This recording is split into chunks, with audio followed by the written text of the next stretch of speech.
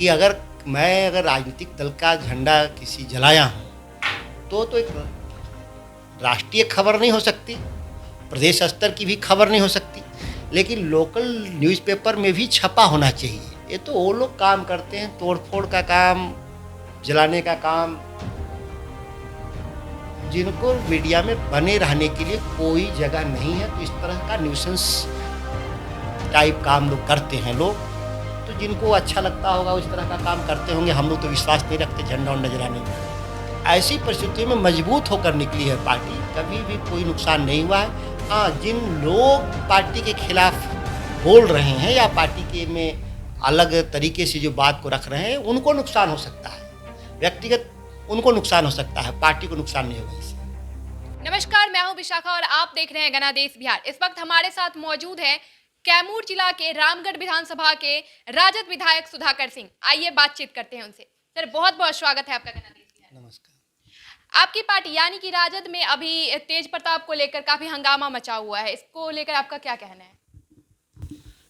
एक जीवंत लोकतंत्र में जीवंत पार्टी के भीतर अलग अलग विचारों को लेकर के मतभिन्नताएं रहती है। सच यह है कि पार्टी के अंदरूनी मामले का निष्पादन के लिए एक अलग पार्टी के भीतर ही फोरम होता है, जहां से पार्टी के फैसले लिए जाते हैं। किसी भी व्यक्ति को अगर कोई पार्टी के भीतर कोई मतभिन्नताएं हैं तो उसको उस फोरम पर सुलझाना चाहिए। पब्लिक के भीतर हम वैचारिक आधार पे जाते हैं, कोई राजनीतिक दल के तौर पे या एक नेता के तौर पे। व्यक्तिगत मतभिन्नताएं अगर हैं तो उसको पार्टी फोरम पे ही सुलझा लेना चाहिए।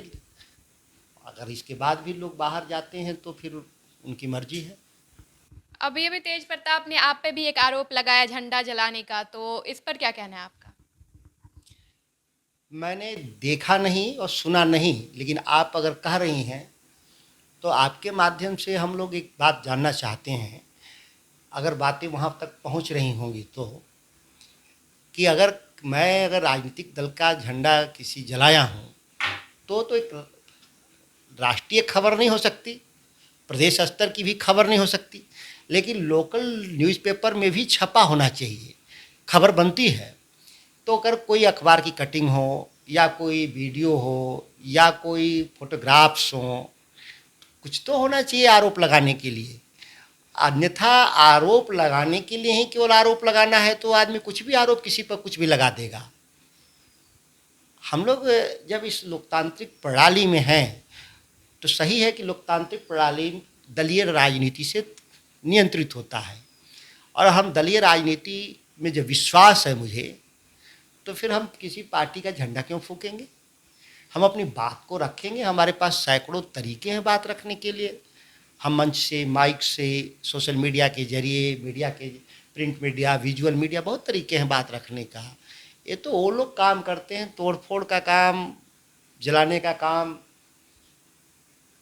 जिनको मीडिया में बने रहने के लिए कोई जगह नहीं है। तो इस तरह का न्यूसेंस टाइप काम लोग करते हैं लोग, तो जिनको अच्छा लगता होगा उस तरह का काम करते होंगे। हम लोग तो विश्वास नहीं रखते झंडा उंडा जलाने में।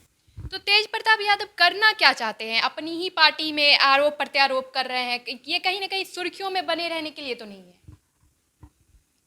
यह बात सत्य है, और मीडिया के लिए भी आज टीआरपी का खेल है पूरा, उसी पे विज्ञापन मिलते हैं।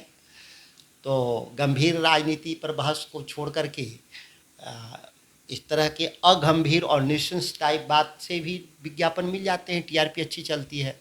तो लोग शायद इस बात को लेकर के उनके बयान को नोट करते होंगे लोग। तो इससे कहीं ना कहीं राजद कमजोर हो रही है? राष्ट्रीय जनता दल कभी कमज़ोर नहीं होगा।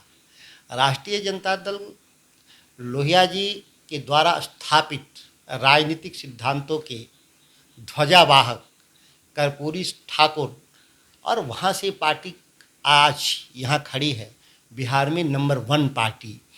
तो ये किसी एक व्यक्ति के न्यूसेंस क्रिएट करने से पार्टी को कोई नुकसान नहीं होगा। पार्टी हमेशा ही मजबूत, ऐसी परिस्थितियों में मजबूत होकर निकली है पार्टी, कभी भी कोई नुकसान नहीं हुआ है। हाँ, जिन लोग पार्टी के खिलाफ बोल रहे हैं या पार्टी के में अलग तरीके से जो बात को रख रहे हैं, उनको नुकसान हो सकता है। व्यक्तिगत उनको नुकसान हो सकता है, पार्टी को नुकसान नहीं होगा इससे। राजद में आप जैसे युवा नेताओं की क्या भूमिका है? हमारी भूमिका राष्ट्रीय जनता दल के तौर पर देश की राजनीति की दो धाराओं की राजनीति है। एक तरफ कट्टर हिंदुत्व की राजनीति करने वाले लोग, दूसरी तरफ सेकुलर और सामाजिक न्याय की राजनीति करने वाले लोग। ये दो विचारधाराओं के बीच में कई दल हैं। कट्टरवादी राजनीति करने वाले लोग भी कई धड़ा में हैं, बटे हुए छोटे बड़े दल हैं, और यहाँ पे भी छोटे बड़े दल हैं। उसमें हमारा बिहार की राजनीति में राष्ट्रीय जनता दल में हमारी भूमिका यही है कि इस पार्टी को हम लोग जितना मजबूती से आगे ले जाएंगे, उतना ही बिहार खुशहाल बनेगा, विकास के पथ पे जाएगा। आज नकारात्मक राजनीति जो बिहार के भीतर जो 15 सालों से हो रहा है, राष्ट्रीय जनता दल का और लालू प्रसाद जी का जो इमेज के खिलाफ जो राजनीति करके, जो नकारात्मक राजनीति करके बिहार आज भुगत रहा है। आज पलायन बढ़ता जा रहा है, शिक्षा व्यवस्था ध्वस्त है, विकास के मानक पे जो गुणवत्ताहीन काम आप हर जगह देख लीजिए। पटना के भीतर ही आप देख लीजिए, एक साधारण विधायक आवास बन रहा है पिछले 6 साल से, 800 करोड़ की परियोजना, वो पूरी नहीं हुई, छतें चू रही हैं उनकी। ये उदाहरण है, कुछ मैं बता रहा हूँ।